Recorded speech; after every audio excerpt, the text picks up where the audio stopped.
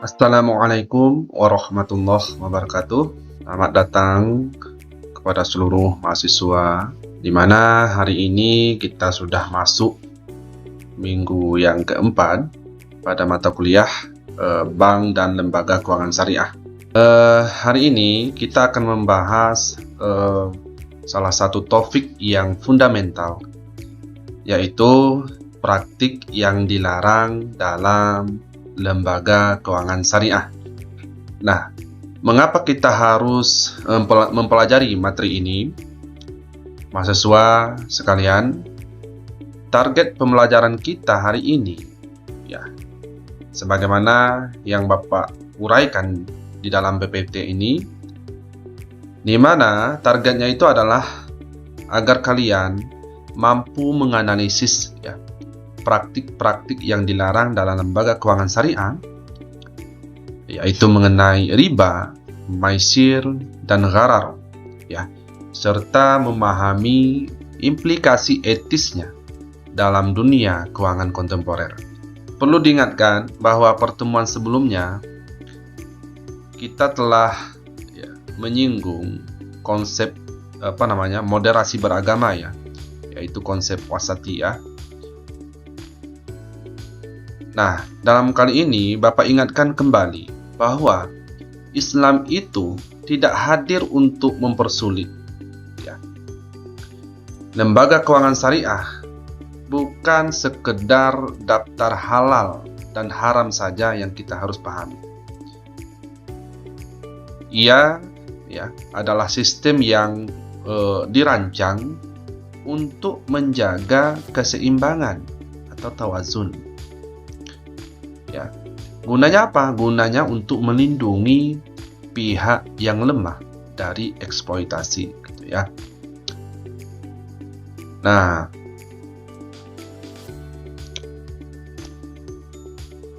oleh karena itu mari kita mulai dengan melihat peta konsepnya, terutama ada 3 pilar tadi yang Bapak sebutkan. 3 pilar praktik yang dilarang. Yang pertama itu ada riba, yang kedua ada maisir, dan yang ketiga ada gharar. Untuk riba, ya, riba itu boleh kita definisikan secara bahasanya itu adalah ziyadah atau tambahan. Secara istilahnya, riba itu pengambilan tambahan, ya, pengambilan tambahan dari harta pokok secara batil tanpa ada kompensasi yang adil, gitu. Dalam Quran surah Al-Baqarah ayat 275, Allah telah menghalalkan jual beli dan mengharamkan riba. Nah, pertanyaannya, mengapa dilarang, gitu? Ada beberapa alasan yang krusial. Yang pertama, adanya ketidakadilan sosial. Mulai dilihat, riba itu memindahkan kekayaan dari yang lemah ke yang kuat tanpa adanya kerja yang produktif, gitu. Yang kedua, ada eksploitasi sistemik, gitu. Artinya, dia menciptakan siklus utang yang sangat dilepas, gitu. Dan yang ketiga, menghambat sektor real, gitu. Uangnya hanya beranak, gitu, ya. Uang tanpa keterlibatan sektor produktif, gitu. Nah, dan yang terakhir adalah melanggar prinsip bagi hasil, ya. Kemudian untuk maisir, ya, secara sederhana, dia segala bentuk transaksi yang mengandalkan keberuntungan atau chance semata,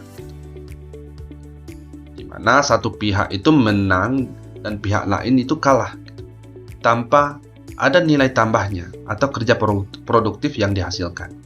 Ya, maisir ini boleh kita katakan judi, gitu ya. Nah, bagaimana ciri maisir? Ciri utamanya, ya, ini boleh Anda lihat. hasilnya bergantung pada faktor kebetulan gitu. Bukan analisis atau kerja nyata. Satu pihak itu menang, pihak lainnya kalah gitu. Ya. Tanpa ada nilai tambah yang dihasilkan. Nah, ini adalah bentuk yang dinamakan spekulasi yang merugikan.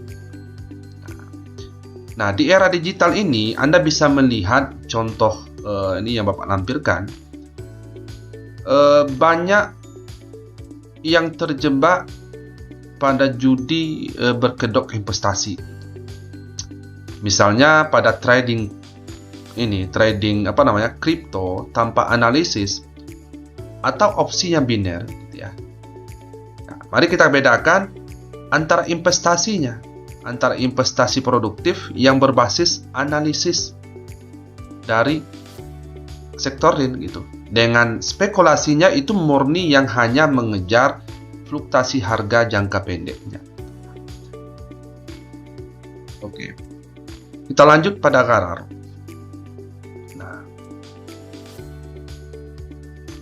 Nah, pilar ketiga ini adalah gharar yang dilarang dalam lembaga keuangan syariah. Ya, gharar itu boleh kita definisikan ketidakpastian, ambigu, atau penipuan dalam akad. Akad yang mengandung gharar ya dianggap tidak sah karena melanggar prinsip transparansi. Bayangkan ya, coba Anda bayangkan, jika Anda membeli sesuatu, tetapi objeknya tidak jelas atau syaratnya samar gitu. Nah, itu gharar gitu. Ya. Mengapa transparansi itu sangat penting dalam Islam? Karena ya kita harus memastikan kedua belah pihak itu memahami hak dan kewajibannya. Nah, ini untuk apa? Untuk mencegah eksploitasi informasi asimetris dan menjaga kepercayaan dalam sistem keuangan itu sendiri. Jadi perlu ditandain bahwa 3 pilar itu ya, itu adalah praktik yang dilarang dalam lembaga keuangan syariah. Nah, sekarang mari kita masuk pada segmen analisis kasus gitu ya. Sekarang ya bayangkan sajalah gitu ya. Ada seseorang mahasiswa gitu ya menggunakan pinjaman online atau pinjol gitu ya, dengan bunga hariannya itu 1% gitu. Ya, dengan bunga hariannya 1% untuk modal trading kripto gitu ya. Nah, trading kriptonya itu ya boleh kita katakan tanpa analisis gitu. Nah, sekarang dari kasus tersebut mana letak unsur ribanya? Mana letak unsur maisirnya? Dan mana masuknya unsur gharar di sana gitu. Oke, saat ini mari kita bedah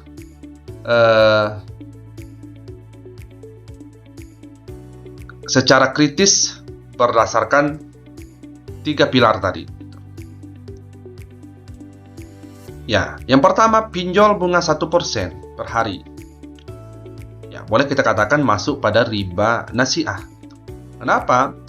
Ya, pinjaman dengan berbunga yang berlipat ganda tanpa keterlibatan sektor real itu adalah bentuk riba yang paling nyata. Islam itu kalau Anda masih ingat adanya akad qard gitu ya, pinjaman tanpa bunga gitu, atau mudharabah bagi hasil. Nah, ini merupakan akad-akad yang diterapkan dalam lembaga keuangan syariah itu sendiri ya, ketimbang menggunakan akad riba tadi. Kemudian, bagaimana dengan unsur maisir gitu? Trading tanpa analisis sama dengan maisir gitu. Kenapa? Dia hanya ikut tren gitu.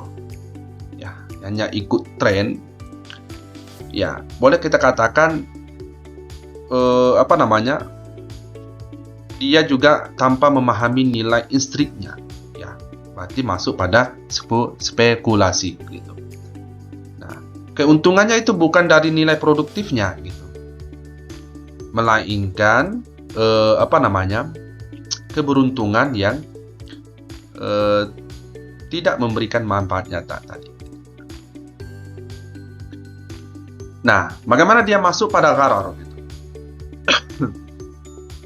Ya, ada bentuk seringkali itu pinjol itu tidak transparan gitu, mengenai total kewajibannya, total dendanya bagaimana, dan juga bagaimana mekanisme penagihannya.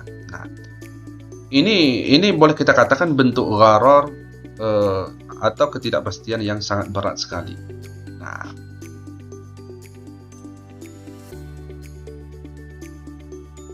Nah,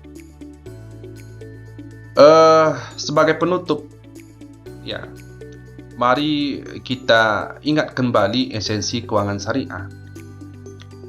Kita bukan sekedar untuk menghindari riba, maisir dan gharar.